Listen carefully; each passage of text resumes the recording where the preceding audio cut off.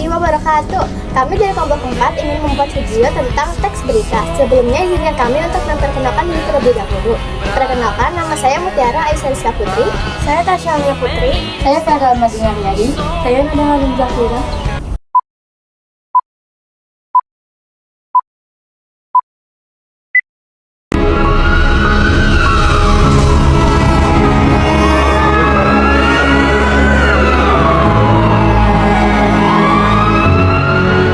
Krisis kemanusiaan di Gaza hingga kini masih terus kita saksikan secara nyata. Dengan lebih dari 70% korban jiwa dari genosida Zionis Israel ialah perempuan dan anak-anak. Mereka menghadapi kesulitan pangan, sanitasi, hingga obat-obatan. Berbagai fasilitas medis pun hancur lebur. Situasi yang kian memburuk ini menjadi alarm untuk naluri kemanusiaan kita. Gencatan senjata Gaza disepakati. Akankah Palestina merdeka? Setelah lebih dari setahun konflik berdarah, gencatan senjata antara Israel dan Hamas di jalur Gaza akhirnya disepakati. Perdana Menteri Qatar Sheikh Mohammed bin Abdulrahman Al Thani selaku mediator mengumumkan bahwa kesepakatan gencatan senjata Gaza akan mulai berlaku pada Minggu 19 Januari 2025. Namun, langkah ini memunculkan pertanyaan besar. Apakah gencatan senjata Gaza akan menjadi momentum bagi kemerdekaan Palestina? Poin-poin utama gencatan senjata. Kesepakatan gencatan senjata Gaza mencakup beberapa poin krusial yang diungkapkan oleh pejabat yang terlibat dalam negosiasi, meski rincian lengkap belum diumumkan secara resmi.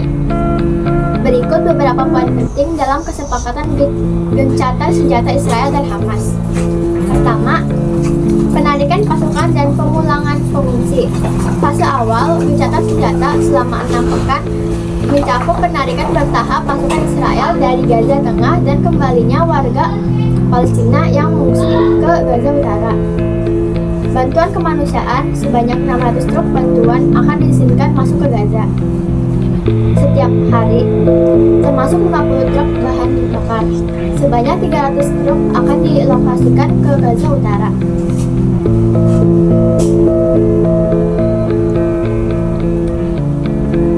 Ketiga, pertukaran sandera dan tahanan.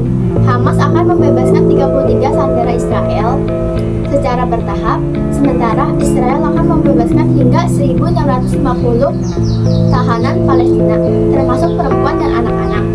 Jaminan pelaksanaan perjanjian akan diawasi oleh Qatar, Mesir, dan Amerika Serikat.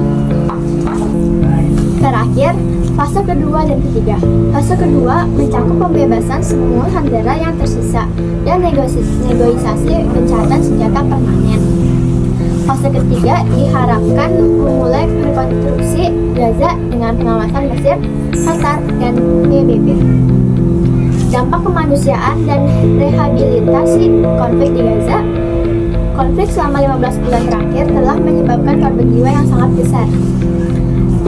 Al Jazeera melaporkan lebih dari 46.000 warga Palestina tewas, termasuk 18.000 anak-anak, sementara lebih dari 110.000 terluka. Sebanyak 22.500 orang mengalami cedera yang mengubah hidup, termasuk amputasi yang sering dilakukan tanpa bius akibat blokade Israel. Menurut UNRWA, kondisi ini diperburuk oleh blokade yang menghambat distribusi bantuan medis. Setiap hari, setidaknya 10 anak di Gaza kehilangan salah satu atau kedua kakinya. Dalam jangka panjang, rekonstruksi Gaza dan rehabilitasi korban akan menjadi tantangan besar yang memerlukan dukungan internasional. Gencatan senjata jadi harapan untuk Palestina merdeka. Menteri Luar Negeri RI Sugiono menyambut baik kesepakatan ini dan melihatnya sebagai peluang untuk mendorong perdamaian di Palestina. Saya tegaskan juga bahwa perdamaian tersebut hanya dimungkinkan jika Palestina telah merdeka dan berdamai. Indonesia juga berkomitmen untuk mendukung pemulihan Gaza.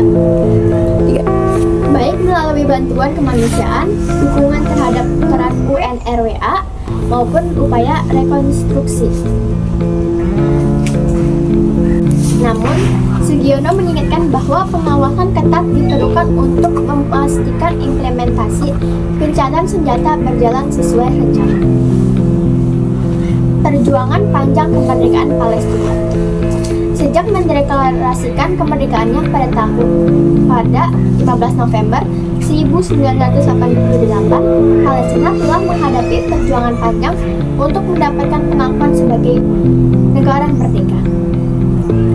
Deklarasi ini dilakukan oleh Dewan Nasional Palestina dan Organisasi Pembebasan Palestina atau disebut PLO. Namun, hingga kini Palestina masih menghadapi penolakan diri dari sejumlah negara besar, termasuk Amerika Serikat dan Israel, yang menjadi penghalang utama pengakuan internasional. Dalam sejarahnya, konflik Palestina dan Israel berakar dari eksodus bangsa Yahudi yang didukung negara barat ke tanah Palestina pada awal abad ke-20. Puncaknya, pada 14 Mei 1948, bangsa Yahudi mendeklarasikan berdirinya negara Israel yang diikuti dengan